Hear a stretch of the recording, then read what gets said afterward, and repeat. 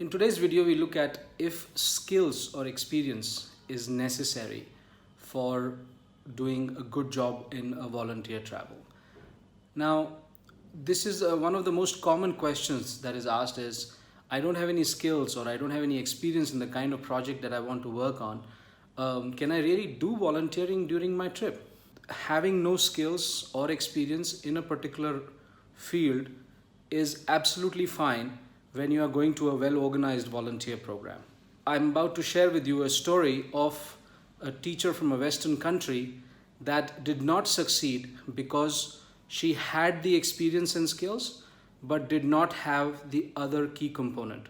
So here is what happened. So we had a teacher from a Western country. She had had experience of about 25 years in teaching, and she was very motivated and enthusiastic and very, very dedicated.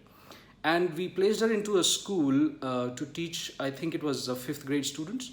This school was a bit hard for us to get into because the authorities were not very sure, and the local teachers were a little underconfident as to how they will look in front of international people. And so one day when this lady was passing by one of the classes, she saw a local teacher using a stick in order to discipline the class. Now, this teacher was not using the stick to hit any of the children, but it was just something that I don't know why the local teacher felt it was the requirement. Now, culturally in the country, it was acceptable to use corporal punishment. So this lady with about 25 years of experience, it stirred her emotions to the degree that she lost her cool. She stormed into the class, snatched the stick from this local teacher's hand, and snapped it. The local teachers felt very defensive, and they thought these international volunteers were intruding in their space and not letting them do their job. And so the school was shut down for all future volunteer travelers. So this lady, with due respect to her emotions and her passion for treating kids in the way that kids are treated in her culture, despite her experience, despite her skills, did not have the one element that's required for successful volunteer travel. And that is an open mind and tolerance. So tolerance for other ways of thinking, other ways of behaving, or how other societies and cultures work is far more important than it is to have experience and skills. Now, what happens if you genuinely have no skills and experience? How does this get managed?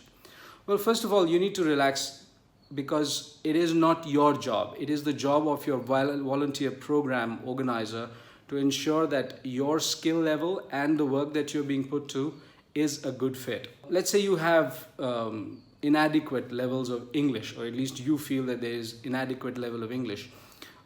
In this case, you would be placed into activities that do not require so much English. So, for example, it could be working with urban animals, or doing construction, renovation type of work. Or it could be working with very young kids where you do not require more than A, B, C, or 1, 2, 3. Now, let's say if you didn't have any specific skills, English is not a problem, but you don't have skills for, let's say, teaching or helping at a wildlife sanctuary or a wildlife project. In this case, a volunteer program provider will give you a day-to-day plan. And in really good cases, they will have somebody local who speaks English, who knows the work, to assist you and other volunteers at the project. If you have the experience of, let's say, a teacher or a doctor, and you want to, or you're a medical student or you're a nursing student, it is totally fine. It is in fact useful. But as I mentioned earlier, tolerance and an open mind to how things are done in another country and another culture are more important. And if you have the skills and experience, it needs to be molded. Those skills and experiences need to be molded in a way that it becomes workable for the local project.